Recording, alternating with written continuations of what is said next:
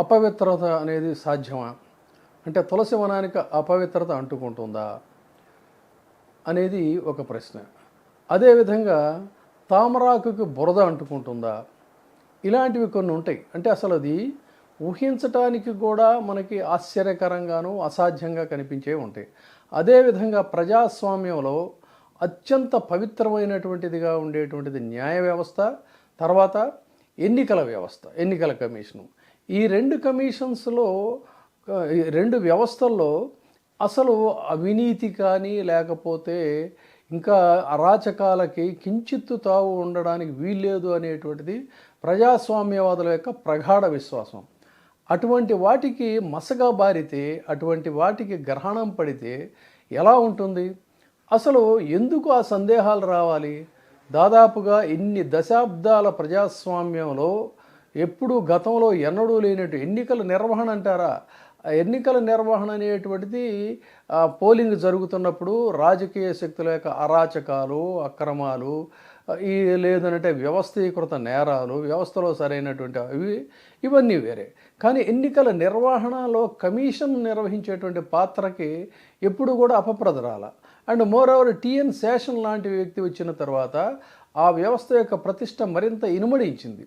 అలాంటి వ్యవస్థ ఇప్పుడు టెక్నాలజీ రంగం ఇంతగా అభివృద్ధి చెందిన తర్వాత కూడా ఎందుకు మసకబారింది?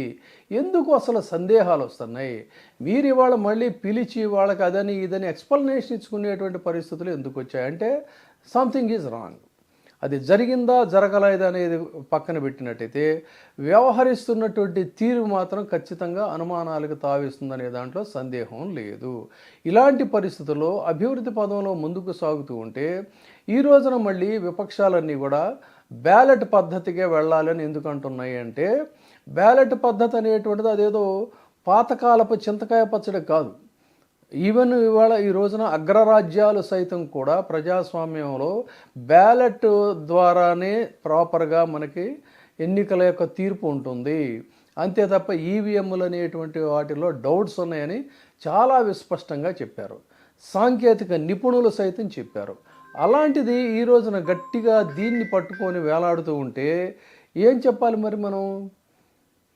ఎందుకు అసలు ఆ పరిస్థితులు వచ్చాయి? కాబట్టి రాహుల్ గాంధీ కానీ విపక్షాలు కానీ డిమాండ్ చేస్తున్న దాంట్లో డెఫినెట్గా కొంత ఏదో సంథింగ్ ఈజ్ దేర్ అనేటువంటిది ప్రజల్లో కూడా ఉంది. ముఖ్యంగా ఆంధ్రప్రదేశ్ విషయానికి వచ్చినట్టయితే ఆంధ్రప్రదేశ్లో గతంలో కనీ విని ఎరుగనటువంటి రీతిలో, అంటే ఎలాంటి పరిస్థితుల్లో కూడా ఇక్కడ ఇన్ని ఓట్లు పడటానికి వీల్లేదే, వీళ్ళు ఇలా ఎందుకు జరిగిందనే చోట కూడా అనేక నియోజకవర్గాల్లో దాదాపు 60 నుంచి 80 నియోజకవర్గాల్లో సందేహాస్పదమైనటువంటి తీర్పు ఎందుకు వచ్చింది? తర్వాత చాలా వైఎస్ఆర్సీపీ వాళ్ళు లేవనెత్తుతున్నటువంటి అనేక అంశాలకి ఎక్కడా కూడా జవాబిచ్చే పరిస్థితి లేదు. ఎన్నికల నిర్వహణ తీరు కూడా ఒక్కసారిగా అగ్రెసివ్గా మారిపోయింది. నిష్పాక్షికంగా వ్యవహరించాల్సినటువంటి కమిషనర్స్ కానీ అధికారులు కానీ చాలా పాక్షిక దృష్టితో పక్షపాతంగాను, నిర్లక్ష్యపూరితంగాను, దౌర్జన్యపూరితంగా కూడా కొన్ని చోట్ల వ్యవహరించారనడంలో కించిత్ సందేహం లేదు. ఇదే ప్రజాస్వామ్యం యొక్క తీరు. దేనికోసం మనం ఈ ప్రజాస్వామ్యాన్ని ఎంచుకున్నాం అనేది ఇవాళ సందేహాలు లేస్తున్నటువంటి పరిస్థితుల్లో ప్రతిపక్షాలన్నీ కూడా తిరిగి బ్యాలెటే కావాలని కోరుకుంటున్నాయి. అయితే వాళ్ళు కోరుకుంటున్నట్టుగా అది సఫలీకృతం అవుతుందంటే సాధ్యం కాదు.